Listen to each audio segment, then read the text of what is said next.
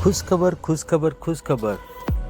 મિત્રો, જાણીને તમને આનંદ થશે કે આપણા પ્રજાપતિ યુવા સંગઠન દ્વારા ગત વર્ષે ક્રિકેટ ટુર્નામેન્ટનું સુંદર આયોજન કર્યું હતું, જે તો તમને ખબર જ હશે.